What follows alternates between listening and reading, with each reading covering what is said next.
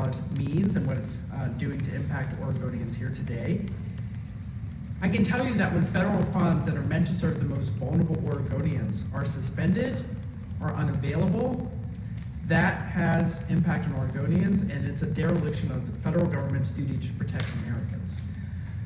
Here's what we do know. When that memo went out today, we have agencies and community partners who cannot access federal funds. The Oregon Health Authority on a regular basis logs in to seek reimbursement of Medicaid dollars for the Oregon Health Plan. That system is shut down.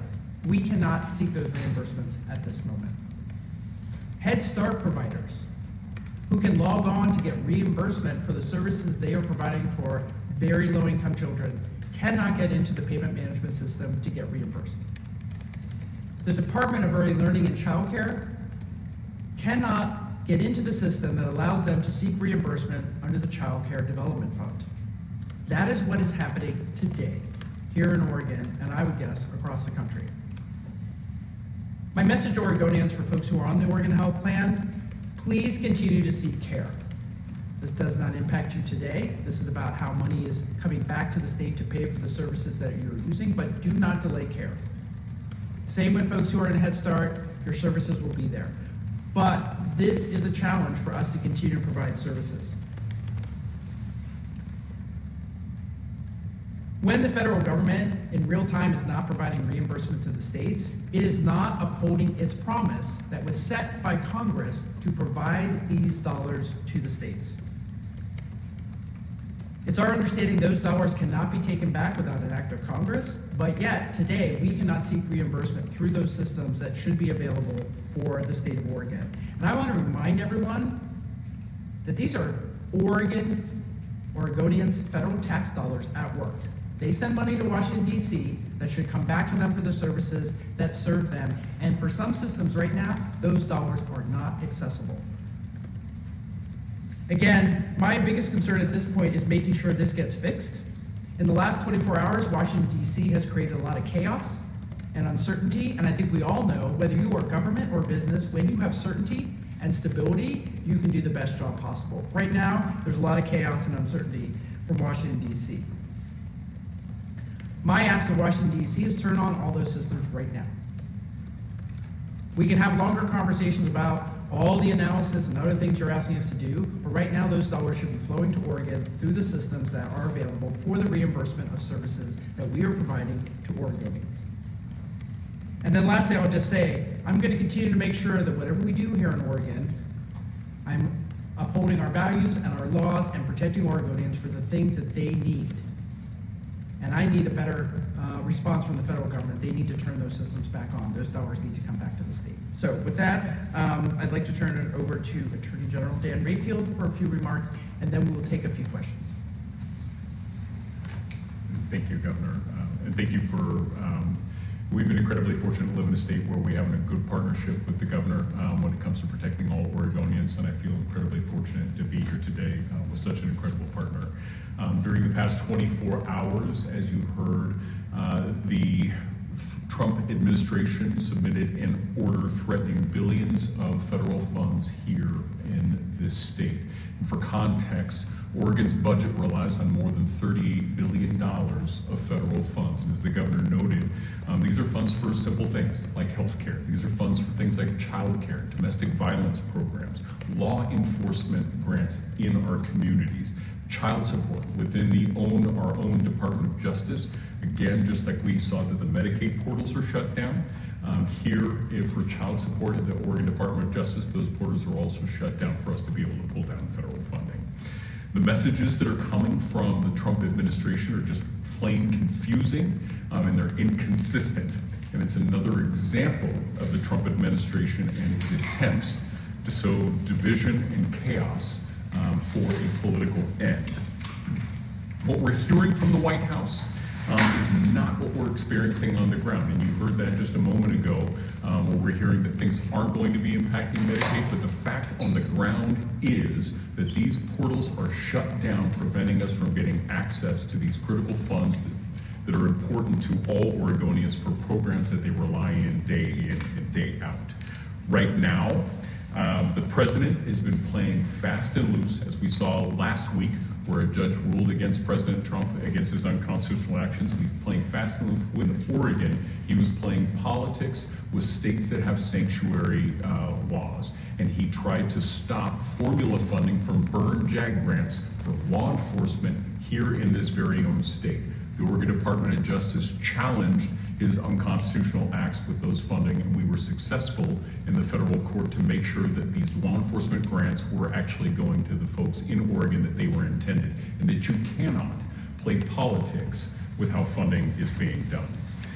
In 2016, the Oregon Department of Justice was ready and prepared to move forward to protect funding in Oregon. We are also ready and prepared now to continue to fight for Oregonians in this space in partnership with the governor.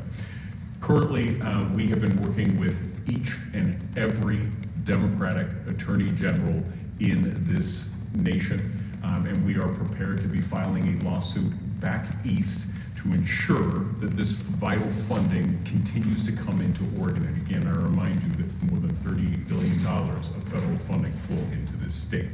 And we're looking at this as a violation of the spending clause. Congress has the authority to spend, not the president. The Congress can put sideboards that allow the president to do that, but that's not the case for most of these federal funding streams, as wasn't in 2016 for the burn JAG grants.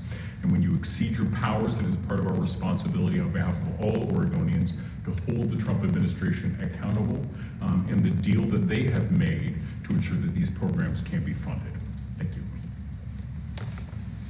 All right, time for a couple of questions, sir. Just to clarify, you are planning to participate in a lawsuit. Is that the one being filed by Letitia James? Do you know what state that's coming in? So we're going to be filing that back east. We're currently in conversations about which state that it is going to be filed within, and it will, all of the Democratic attorneys general will be, we're actually collaborating and working together to get that filed today because of the Medicaid shutdown. I have a remote question. Stephen Veneman from KVAL KMTR. How will the freeze, affect wildfires and/or reimbursement for the 2024 wildfire season? Well, I think this is the challenge for us. We don't know about other funding streams. The federal administration, the Trump administration is saying one thing, and they say, well, these things won't be touched, and yet they said, well, Medicaid won't be touched. Medicaid is being touched today, and the reimbursement portal being shut down. We don't have any understanding about any of the wildfire funding, but honestly, the uncertainty coming out of the administration, they say one thing, and then they can't answer questions about what's actually happening on the ground. Here in Oregon, we know what is happening for certain programs. I'm hoping we don't see any other freezes on funding like we're seeing today. They need to turn all those reimbursement systems on so Oregon continues to receive the dollars that Oregonians pay into the system. Yeah, sure. What, if any, communication have you had from the Trump administration about this, and what should Oregonians who might be on Medicaid or have kids in Head Start, should they change anything moving forward? The message today for Oregonians is we are monitoring this. Your services are safe today.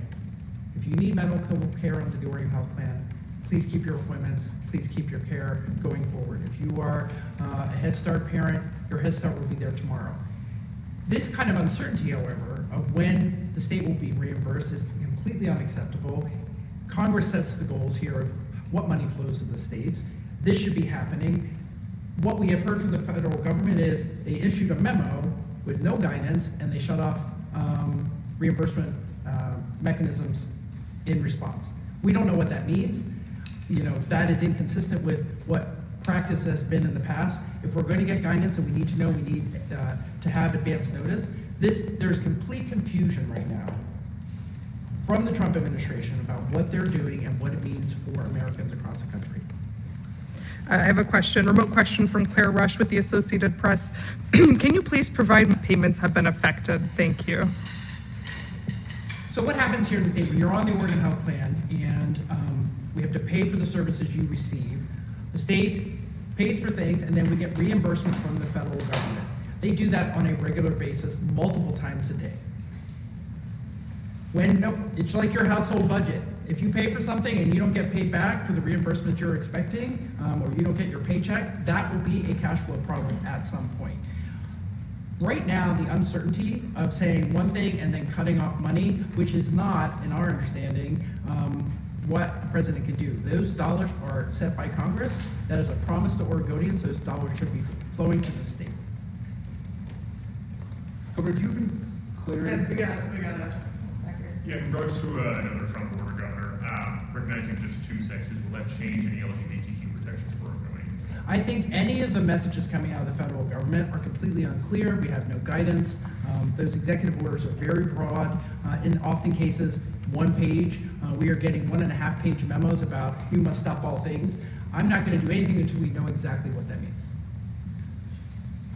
Do you have clarity on what proportion of our federal budget is grant funding? Like, it's not clear to me what's some other stream, what's grant funding, what proportion of this 39 billion in this current budget actually is potentially affected here? I don't think we know. I'm always speaking to what we do know today, and I think to have a strong partner in the federal government, they should provide a lot more clarity about what they're talking about. This is taxpayer money that Oregonians are paying. They should know what is happening. We don't know that right now. I don't know if you want to speak anything more about that. I think the way that you're defining grant funds, when you think about Medicaid as a grant program, right, is one of the larger proportions of our budget. I think that's the way that these things can be defined. And when you shut down the Medicaid portal, how you're determining and defining grant. Right now, that feels incredibly expansive. Maybe one more question? One more question? Oh, sure, thanks. I'm okay with Mr. West. My question is about the session and if we know anything about how this might impact the work that's going on in the legislative session and the budgetary process at this point. I do think legislators have a lot of questions about what this means, and so do I. I mean, this is literally today, in the last 24 hours, we are seeing funding streams cut off that we are counting on because they haven't been approved by Congress. I think it's going to be very fluid over the next couple of years for what the executive would like to do, what Congress approves, and what that means for our budget. And I think it will just be, we'll just have to adapt as we hear more information. But I think legislators and everybody in Oregon should demand clear answers from the federal government so we can plan, whether that's budgetary or frankly for our lives. Because if you are seeking health care or need to get your kid to Head Start, you need to know it's going to be there until. All right, do you want to think we're good? Okay, thanks everybody. Really appreciate it.